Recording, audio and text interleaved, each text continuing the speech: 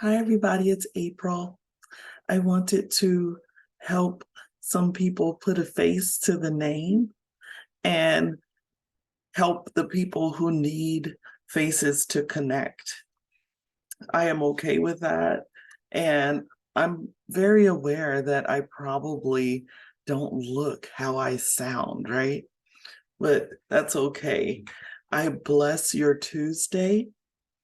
It's Tuesday right now. If you are watching this another time, bless your day, whatever day it is. I just wanted to get on and talk a little bit more about myself. I feel that it's helping some people to hear other people's partial testimonies. I know we don't have time to hear my whole life story, but here goes. Okay, so when I was a teenager, I went through a really rough time. And a lot of that rough time was started because of me. First of all, I was baptized and changed on the inside at age 12. Once that happened, it was also during junior high. And most people that I know hated junior high on some level. Even if a lot of good things happened, there was also a lot of pressure to conform to your peers and people figuring out who they are and what group they belong in and all that stuff. So, because I was in that part of my life already, things rapidly changed when my spirit changed after baptism. Okay. So, I was popular or whatever they call that until after I got baptized. And after that, it became like my spirit didn't match the spirits of the children around me. And I became like more of a loner and things like that. I'll tell you this, it didn't get better when the teachers and leadership at the school realized that I also was excelling academically. So I became an honor student with special privileges. And I also was this, saved Christian baptized girl who didn't fit into the main population anymore. So, long story short, a couple years later, after being alone and not the same as all my peers and stuff like that for a few years, I fell into sin and I became a mother by I'm fast forwarding, but I was 17. And at 17, because I was an honor student and I was really advanced, I was ready to graduate. So, right after having my first child, I was graduating and I had to bring my baby to the graduation. Okay. So here's a little bit of background about my family. My family is a third, fourth generation of educated people and teachers. Okay, so there was an expectation that you are going to get this amount of education, you're going to get this kind of job, you're going to live this kind of way in society. And being pregnant at a young age does not fit into that narrative. So my family pretty much felt like, okay, she messed up the narrative, so she's not going to be anything. They felt like she might as well just go to the army because in their mind that's what people did back then when there was nothing else they could do because they ruined their life by having a child. Okay, so I was going to go along with it and I had signed up for the Navy, and then my father found out. The people that I'm talking about is my mother's side of the family. My father's side of the family are not the same. So my father started praying against me getting into the Navy. He had a fit on me. He sat me down. He spoke about why I shouldn't go. Um, that side of my family are Jehovah's Witnesses. They do not believe in going into the armed forces. And he went off and he petitioned Jehovah over and over again to block me from going into the Navy. And it worked because they rejected me for almost no reason when I got up there.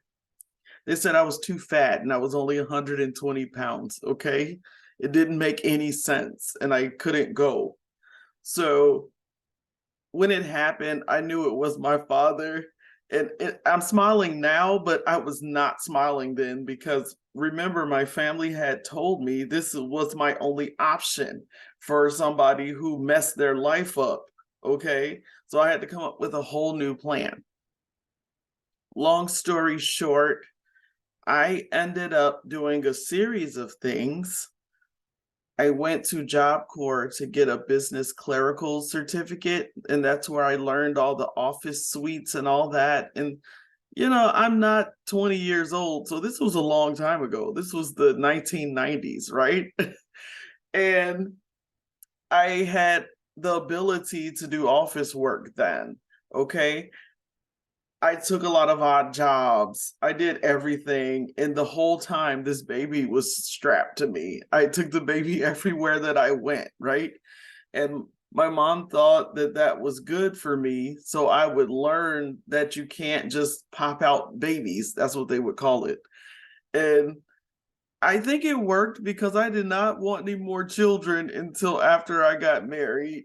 And that's how it went. I just waited and I ended up getting married before I had any further education. Okay. So, business clerical certificate, random jobs, and now I'm married.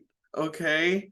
So, I have several more children. I end up with 5 children, right?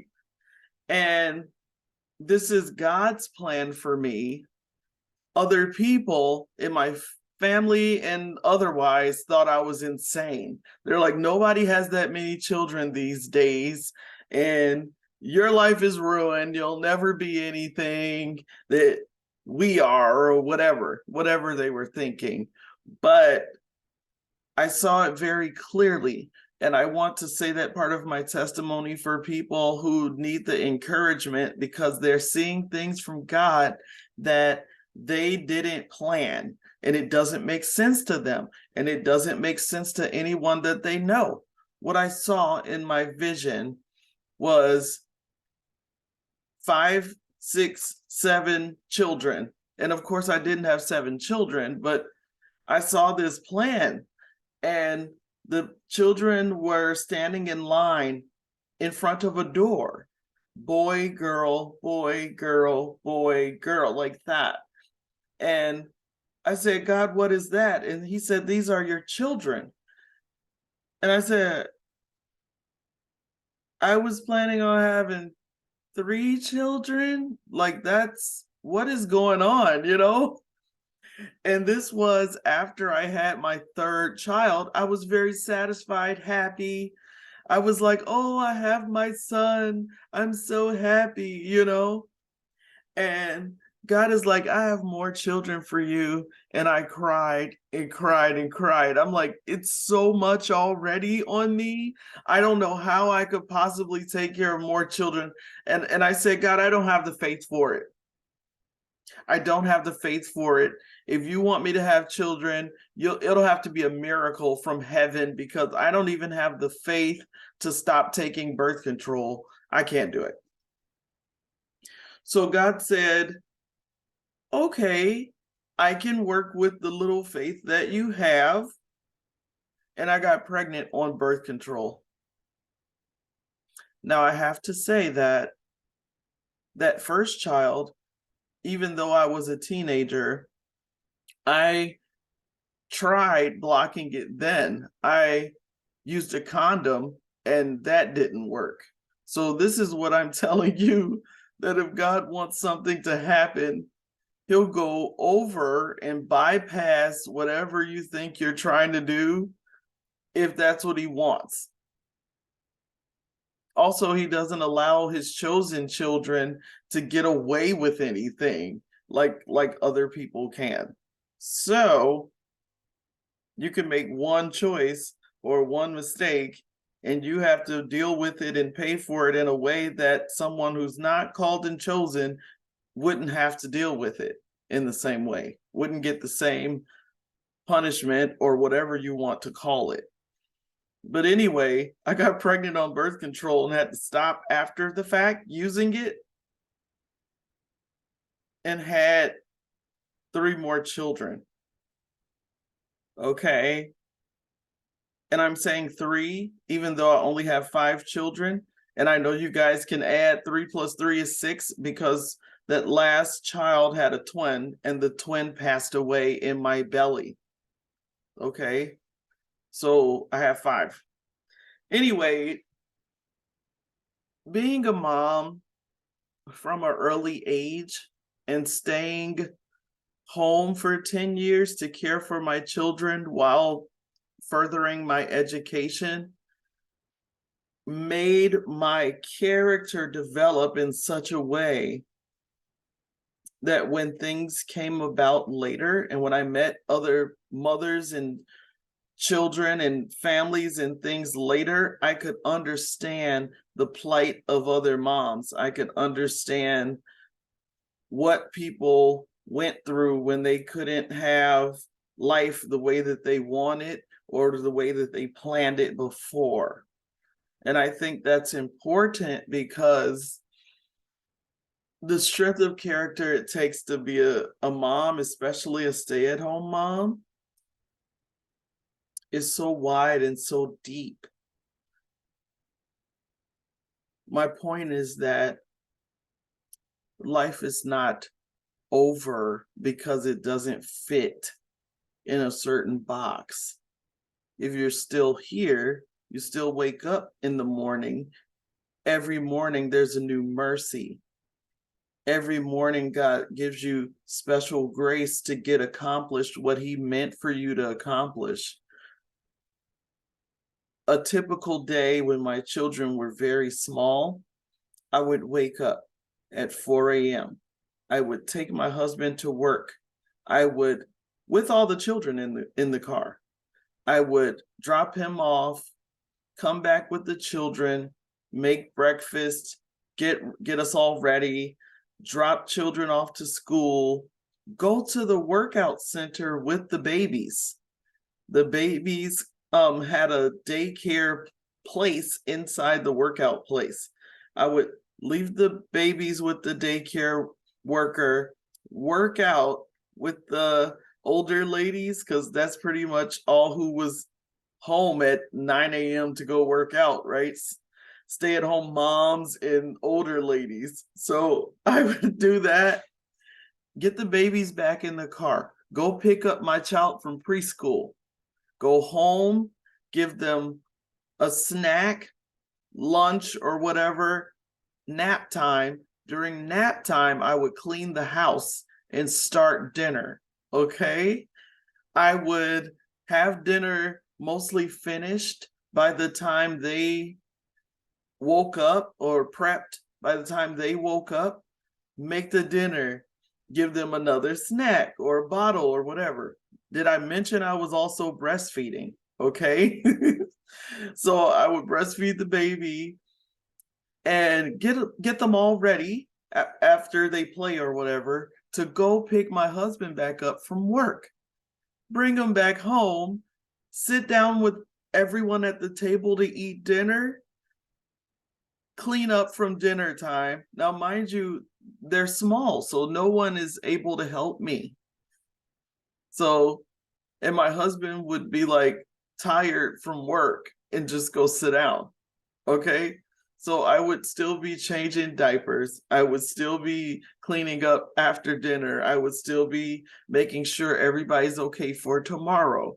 I would still be doing all these things. And before I would go get my husband, I would also have to make sure I don't look a mess, because I was told by the older ladies, no husband wants to come home and see you looking a mess all the time. So I'm putting in all this effort, right? And after the children would go to bed at 8 o'clock, guess what I would do? Study.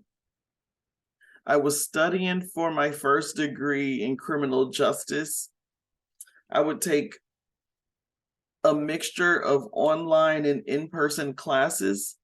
Once a week, I would get in the car and go to the actual class at 7 p.m. and allow my husband to put the children to bed at 8 o'clock. The other 6 days or whatever, I would just study at nighttime after my children went to sleep, because I made it a challenge to do this by sinning when I was a teenager. So now I have this life where I have to climb mountains to finish this degree, So after that, then I would have to still pay attention to my husband after doing all that and studying all day, right? And it was a long, long journey. By the time I went to work, I was 30 years old, 29, something like that. And I had been married since like 19 or 20 or something like that, because I felt like I had to get married, because the way I was raised, if you don't have to raise a child alone, you don't do it. Okay. So I wanted to get married because I had a child.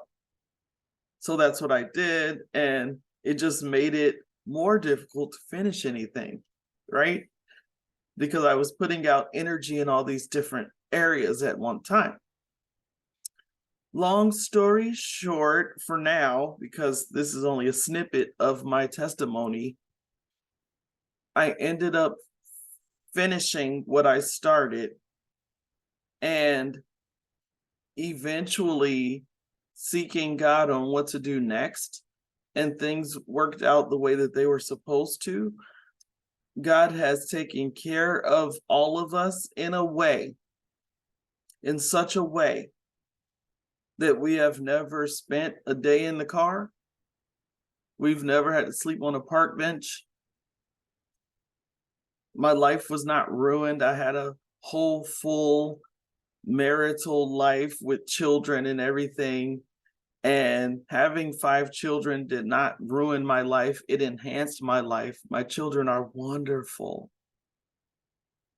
Everyone who meets my children tells me how polite, how well-mannered they are,